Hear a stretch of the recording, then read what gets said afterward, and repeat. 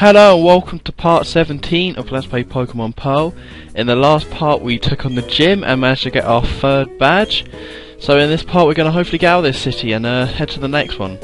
And yeah, as Dawn has just said, apparently she's been a bit of a clumsy bitch and has dropped her Pokedex. I mean, what the hell's her problem? And then Team Galactic stole it and yeah, we have to go save it because, I don't know.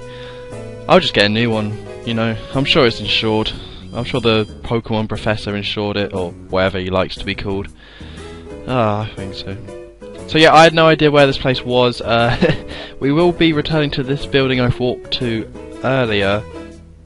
No, later. What the hell am I talking about? But yeah, we actually have to go over here where I'm going now. I could just not get used to this city. I just was lost all the time. Yeah, sorry about that. So yeah, I don't know why she couldn't have just done it herself. She has 2 Pokemon, so it's kind of a... I don't know why she needs me. It's rude. I have to take on people by myself. So I don't know why she can't do it. Yeah, Team Galactic won't give back her Pokedex because they're evil. I really don't get it. It doesn't make any sense at all. Team Galactic, the good thing about them is that... Well, the bad thing about them is that they're evil for the sake of being evil. There's no reason they should keep her Pokedex. No reason at all. They're just doing it just, I don't know, to make them more evil so you don't like them. It's like, oh, you damn Team Galactic and you damn kids. Because yeah, now they're thieves apparently. And yeah, these Pokemon are higher level than I would actually kind of expect. I'm not going to say that this battle's a hard battle, you should be okay. Any double battles with an AI is good because the AI will take hits for you. And even though they won't always like attack them. Most stupid AI just like to heal themselves if they get injured at all, which I enjoy. Well, I think it's like the similar AI to the ones that we're actually fighting against. So I think they will just use random moves for no real reason. But anyway, it's still pretty good. You won't have any trouble here. If you manage to take on the gym and win, you won't have any trouble with Team Galactic. And I think that's pretty much true throughout this game, apart from maybe at the end, the last encounter with Team Galactic. Because yeah, you usually encounter Team Galactic after a gym, so if you could take on the gym, then you're not going to have any problems, you know, taking on Team Galactic at all. So yeah, that's that. It's really not too hard battle. Oh no, there's still one more Pokemon, god damn it. I thought we were home dry. Alright, yeah, so I probably should have gone for a Rock Smash there, actually, thinking about it. Actually, no, this is a fighting Pokemon, isn't it? Oh, I don't know.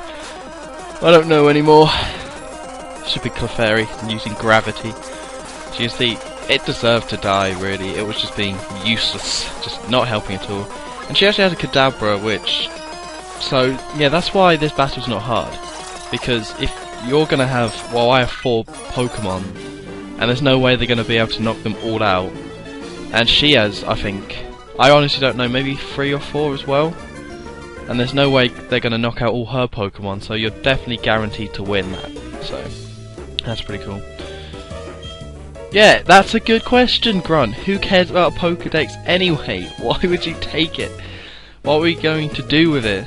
Like, just look up what Pikachu is, you know, just look through Pokemon that she's seen. It's rude. Rude. Oh, I don't know. And yeah, you do find out later why they're about like that. But I won't spoil it, you'll have to tune in later. The Great Marsh? I've never heard of the Great Marsh. Oh well.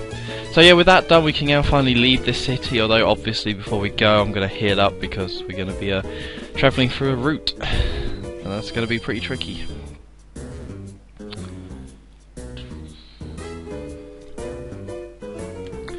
Come on me, Jesus Christ.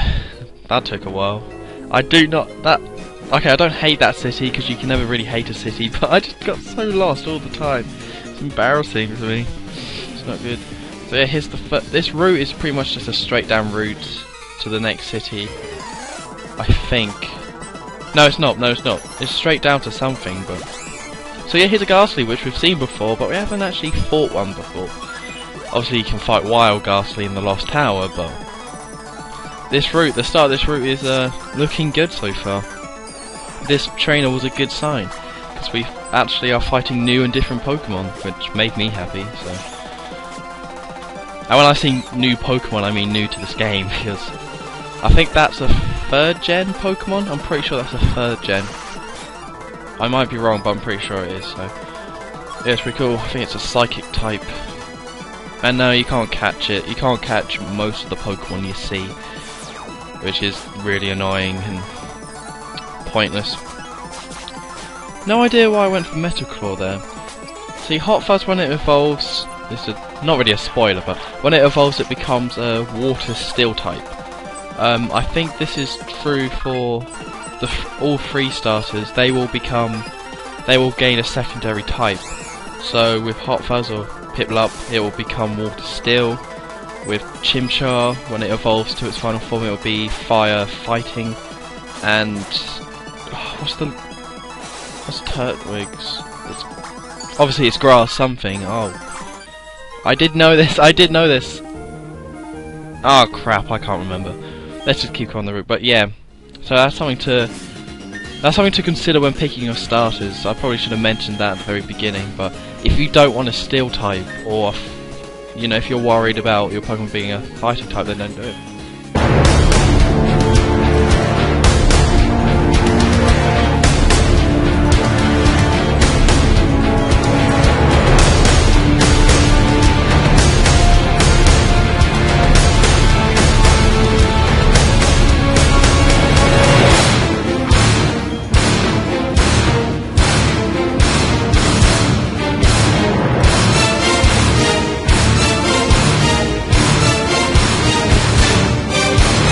Well, I'm glad that's over. That was very, oh, I got my heart pounding there, really.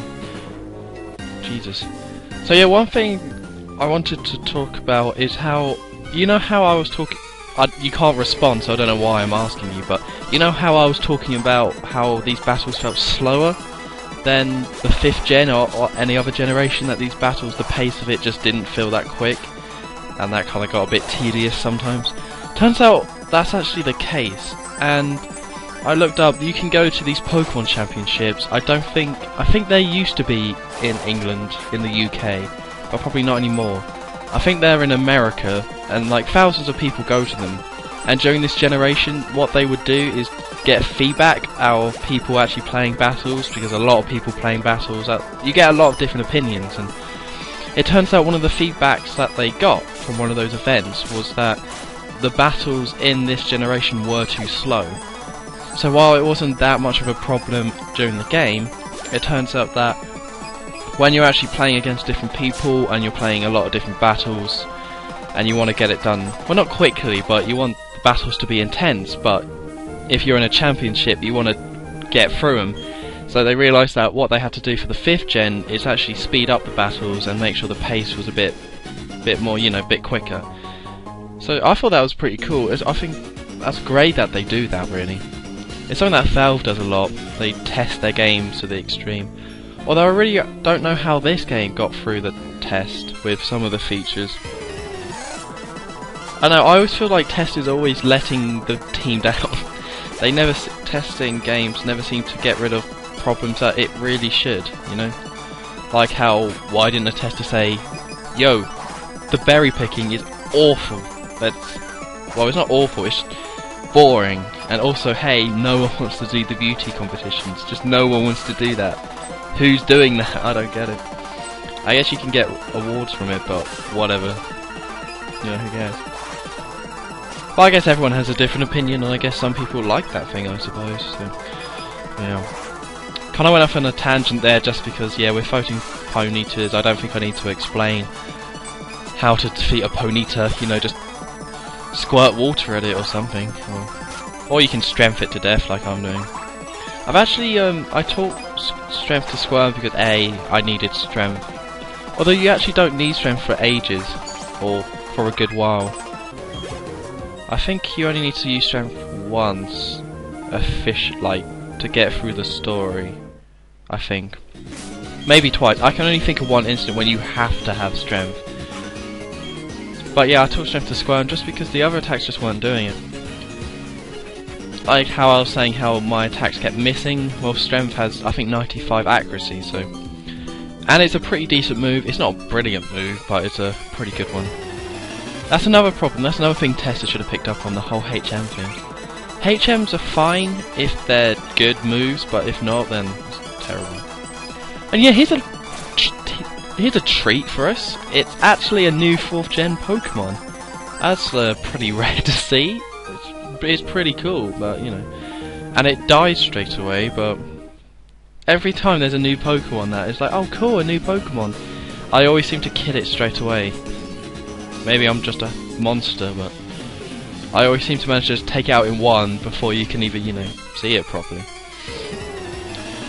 So yeah, here's Psychic types. I think it's just like, yeah, Psychic Mitchell. Good name. And this is the first appearance of Haunter, who has a badass, you know, sprite, by the way. I think that's what they're called. It just looks cool. I mean, they did a great job, really. They actually did they did a pretty good job with most of these sprites. I'm gonna call them sprites. I'm sure they're not called that, but I'm just gonna call them anyway. Or the ones you're looking at anyway. I think they're sprites or Pokemon image. I don't know what to call them. I think they're good. Although I really liked what they've done in the 5th generation with your Pokemon.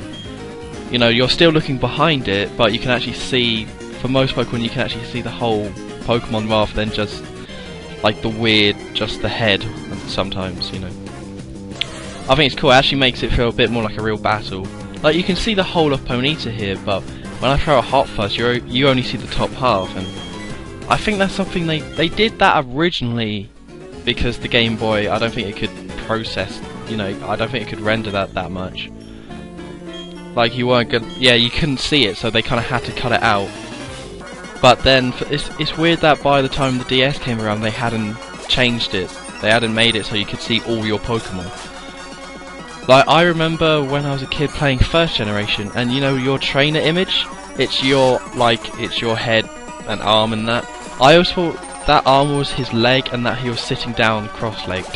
So yeah, I don't know why that made more sense than that having his arm. And it completely changed the games for me once I realised it wasn't him sitting down, because that's what I always saw, and it was really weird. It's a really weird experience. Yeah, and also I remember some were just terrifying. The sprites and that.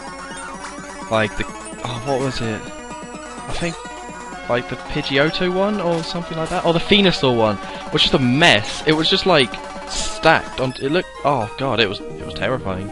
It's weird. So yeah, if you know this game before, you know I missed something in the city, which is something I really shouldn't have missed, and I kind of feel a bit stupid that I did. So I'm going to make a weird cut here, I'm afraid. Yeah, this is where we defeated the Team Galactic Grunts, if you remember. There's a small house. There was a small house that they went into that I didn't go into, and I really should have done. So this is me going back and going into it, because you need to go here to get HM02. Fly. So that was easily missed by me. This is actually a lot. I think this is quite a bit later in. Well, not that much later, but I think this is like quite a while later. It wasn't. I didn't go to halfway through the route and come back. I don't think, anyway. So yeah, I need to teach Fly to Bigger Bird because it's a really good move and it's just super useful, really. Which one do I get rid of? Did I get rid of Quick Attack? Did I? I don't know. Yeah, you can. Quick Attack sounds good on pay. I used to love Quick Attack before in the older generations, but now I realise it's just not that good. So yeah, I'm going to fly to this actual city just to save me walking there, and this is the map, just so you know, just in case I haven't shown it yet. So yeah, in the next part we will hopefully make it to the next city, and yeah, make it through the rest of the route. So I've been HonestTom23, and I will catch you next time. Goodbye.